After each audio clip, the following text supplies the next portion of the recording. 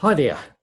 With all the discussion about COVID-19, I thought I'd share my experience of using an Oura Ring. This is a little biometric monitoring device which I wear 24 hours a day, and it measures things like heart rate variability, respiration, body temperature, the quality of my sleep, my activity levels, and more.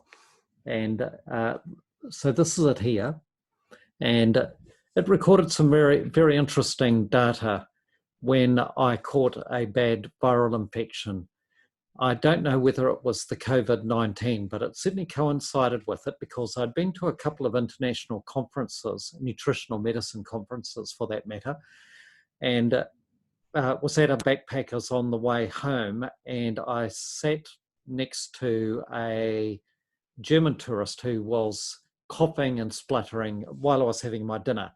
And he was really in quite a bad way, really. I did think about moving away from him, but then I assumed that it was too late. I'd been exposed to whatever he had. And then a few days later, I went down with a really bad virus. I was bedridden.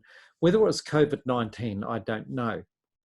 I'm hoping at some stage be able to get an antibody test, but I suspect I very well could have had it because my illness went down the week before we had the total lockdown of New Zealand, and the coincidence is very close indeed, and the symptoms I had certainly could be COVID-19, but maybe I'll never know. However, that doesn't change what I'm going to be discussing here, in which you can see the effects of a virus on some of my measures taken from this ring.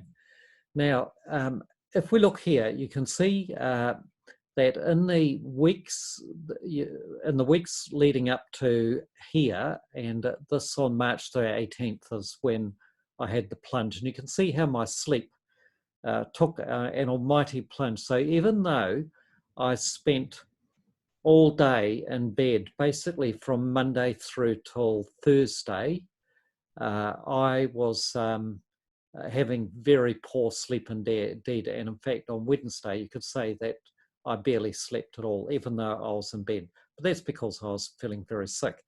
But what we can see here is this is me attending the first conference, and you can see how my sleep efficiency dropped down.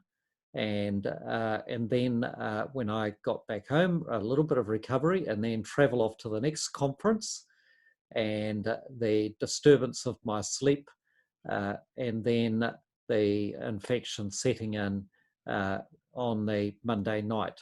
My vital statistics started to go down, and you can then see that I had a bit of a recovery, a little bit of a drop on the Friday. That's when the full realization of what a total lockdown of New Zealand was going to do and the potential effects on my business. Our son having to rush from his university accommodation down country to get to stay with us before he was unable to travel, and that certainly had a negative effect on the quality of my sleep then. If we look at my average resting heart rate, you can see the lowest, it gets down to around about 52. I think it got down to about 48 here and there. Oh, there we are, 40, 51. And then it's creeping up, and again, we can see the effects of the disturbed sleep, the travel to these conferences, the late nights, the early waking up, and big notaring, shaking hands with people. Well, I don't think it was shaking hands, touching elbows, but being just attending conferences is tiring, even if it was a health and nutrition conference, dealing with immune health, by the way. That's what it was mostly, both of them were mostly about. And then you can see that my heart rate did an almighty leap. This is my resting heart rate. So my resting heart rate went from the low 50s up to 64 beats per minute. But what you can see here as well is how quickly I recovered. And I think this is a reflection of how decisive my immune system was, and just going in there and just smashing that virus. And within a couple of days, I was back pretty close to normal. So what you can see is that it's dropping and pretty well down to normal. And I'm training very hard here, which will have an effect on actually elevating my resting heart rate. But there's a very good example of a very decisive immune response. So my sleep quality went down enormously, and my heart rate went right up. That really does show that I was under some stress.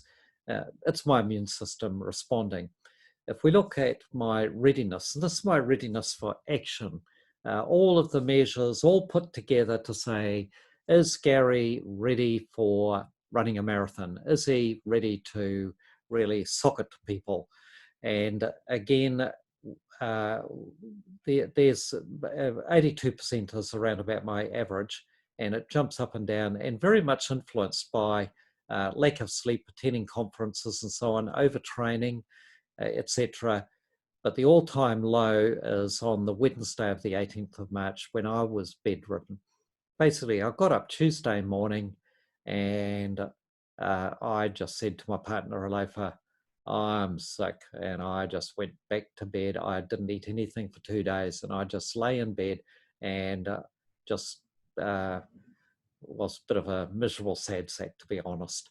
And again, you can see the recovery. And during this period here, it's up and down, but that's because I've been doing so much physical training.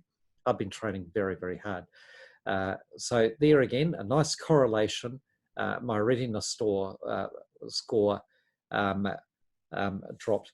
Now, the lowest heart rate is again another measure, and what we can see is that like my lowest heart rate was 46 beats per minute. This is over the 24-hour periods, and again, it's a bit of a reflection of when I'm overtraining and so on. And you can see again the effects of all of those weeks, those 2 weeks of travel and attending conferences, and the general effect on my health. Now, this is really, and here's 57, where I basically fell ill. What you can see here is that I was getting myself into an exhausted state, which means that my immune system was probably becoming compromised, such that if I was exposed to some kind of nasty bug, I was probably more likely to get it than I would have been when I was back here or along here where I'm more rested. And we can see, by the way, as one exercises hard, the heart rate goes up, and in fact, all of our measures of fatigue and exhaustion go up, of course. And that's one of the reasons why athletes who are training very, very hard tend to catch infections. So when my heart rate is very low, you could say that I'm ready to take on the world, and my immune system is strong and robust, and I'm less likely to get floored by a virus. Whereas when I'm going up there with 53s and that sort of thing, I'm a bit of a sitting duck. And if we look at our next measure, this is heart rate variability. The healthier a person is in terms of their cardiovascular health, health in general, your heart has got greater variance between each beat. The times between each beat will vary a little wee bit. And the more that varies, the more healthy a person is, the more ready they are again for action.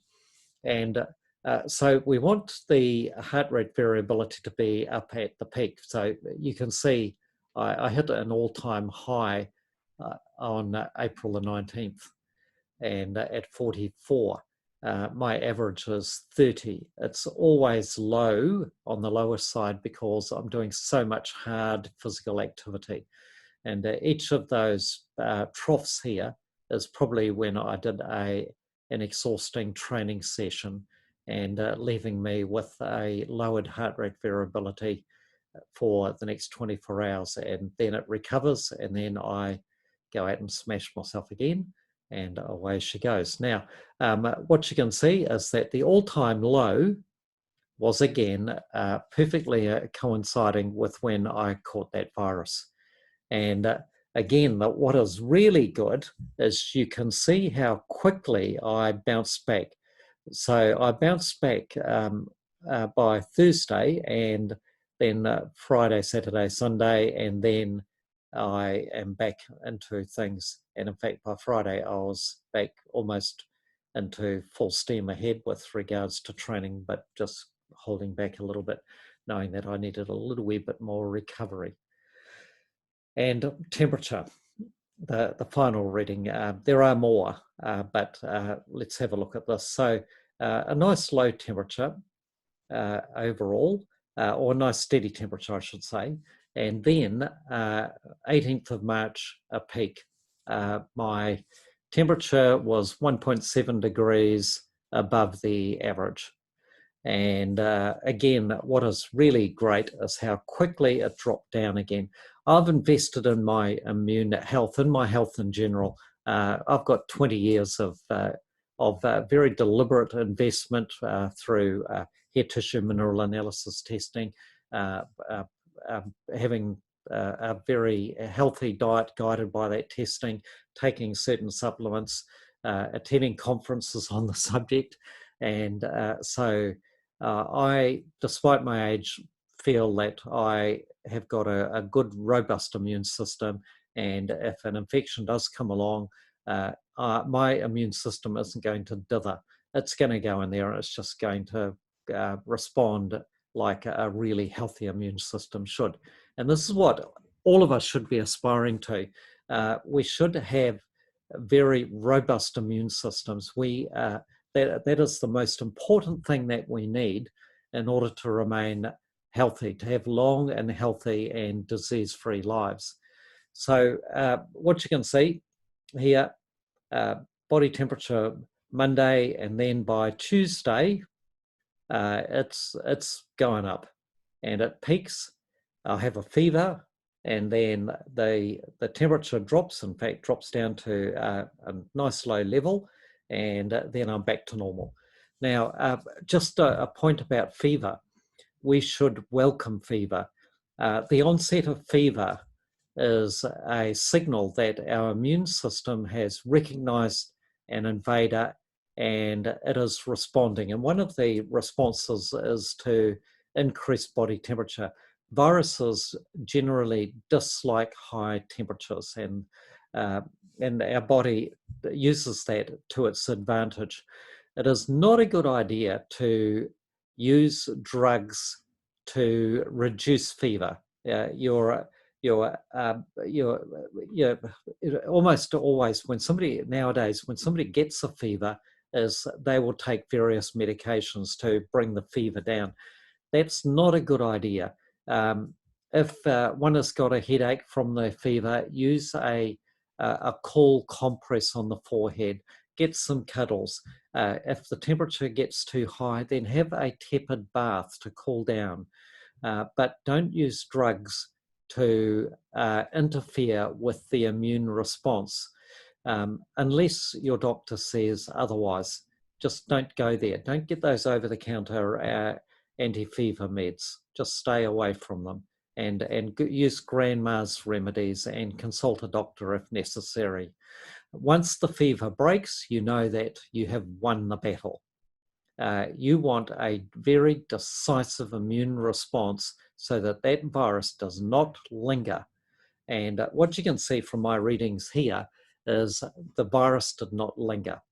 I was in bed for 2 days, and by the third day, by the Thursday, I was up running about.